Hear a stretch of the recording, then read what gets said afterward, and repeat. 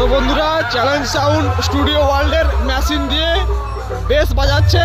তো রেজাল্ট কেমন হচ্ছে তোমরা নিজেরা দেখো। স্টুডিও ওয়ার্ল্ডের যে দুটা মডেলের টিডি ক্লাস আর এইচ ক্লাসের যে অ্যাম্পলিফায়ার এসেছিলো, ঠিক আছে, এই অ্যাম্পলিফায়ারগুলো দেখো।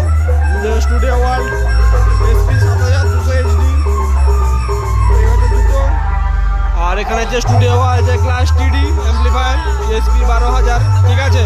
তো এই চারটা অ্যাম্পলিফায়ার দিয়ে কিন্তু 8 পিস বেস বাজছে চ্যালেঞ্জ সাউন্ডের।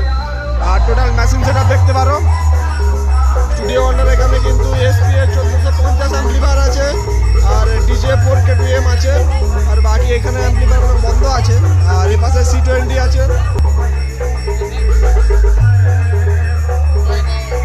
C20 অ্যাম্পলিফায়ার আছে দেখতে পেয়েছ। আর হচ্ছে টোটাল হচ্ছে ডট সেটিং।